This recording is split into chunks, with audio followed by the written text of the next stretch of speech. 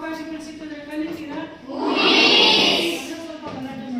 ಇಲ್ಲೇ ನಿಂತಿದ್ದೆ ಸ್ವಲ್ಪ ಹೊತ್ತು, ಅಲ್ಲಿದ್ದೆ.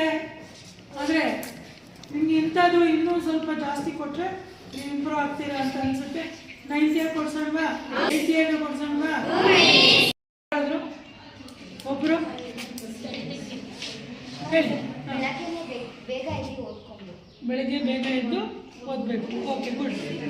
ಹಾಂ, ಹೇಳಿ. ಮಿಸ್, ನಾವು ಓದ್ಕೋ ಟೈಮಲ್ಲಿ ಯಾರಾದರೂ ಬಂದು ಡಿಸ್ಟರ್ಬ್ ಮಾಡಿದ್ರೆ ನಾವು ಬೇರೆ ಕಡೆ ಹೋಗಿ ಕುತ್ಕೊಂಡು ನೀಟಾಗಿ ಓದ್ಕೋಬೇಕು. ಅಂದರೆ ಪ್ಲೇಸ್ ಚೇಂಜ್ ಮಾಡ್ಕೊಂಡು ಓದ್ಕೋಬೇಕು. ಅಂದರೆ ಒಟ್ಟಾರೆ ಡಿಸ್ಟರ್ಬೆನ್ಸ್ ಆಗ್ತದೆ. ಓಕೆ, ನೆಕ್ಸ್ಟ್ ಹೇಳಮ್ಮ. ಏನೇ ಒಂದು ಓದಬೇಕು ಅನ್ನೋದಾದರೂ ಅದನ್ನ ಪಾಯಿಂಟ್ಸ್ ಪ್ರಕಾರ ಬರ್ಕೊಂಡು ಅದನ್ನ ಚೆನ್ನಾಗಿ ಮಾಡ್ಕೋಬೇಕು.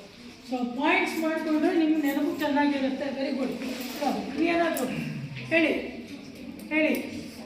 ನೆನಪಿಸ್ಕೊಳ್ಳಿ, ಒಂದು ಟೆಕ್ನಿಕ್ ಹೇಳ್ಕೊಟ್ರು. ಇಷ್ಟು ನಿಮಿಷ ಓದಬೇಕು, ಇಷ್ಟು ನಿಮಿಷ ಬ್ರೇಕ್ ತಗೋಬೇಕು ಅಂತ.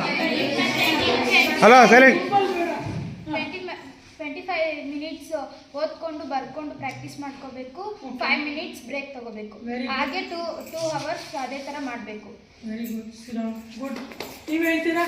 ನೀವು ಮೇನ್ ಕೊಟ್ಟಿರ್ತಾರೆ, ಮೇನ್ ಪಿಂಕ್ ಕಲರ್ ಅಥವಾ ಹೈಲೈಟರ್ ಬರೆದು ಕೊಟ್ಟಿರ್ತಾರೆ. ಅದನ್ನ ನಾವು ಕರೆಕ್ಟಾಗಿ ಪಾಯಿಂಟ್ ಮಾಡಿಕೊಂಡು ಅದನ್ನ ನಾವು ಓದ್ಕೋಬೇಕು. ಮತ್ತೆ ಅದರಿಂದ ವಿವರಣೆ ಸಹ ಅದ್ರ ಕೆಳಗಡೆ ಕೊಟ್ಟಿರ್ತಾರೆ. ಪಾಯಿಂಟ್ ಥರ ಬರ್ಕೊಂಡು ಅದನ್ನ ಮಾತ್ರ ನಾವು ಕರೆಕ್ಟಾಗಿ ಓದ್ಕೊಂಡ್ರೆ ಇನ್ನು ಮಿಕ್ಕಿದೆಲ್ಲ ಅದಾಗದೇ ನಮಗೆ ಇದಾಗುತ್ತೆ. Okay, thank you.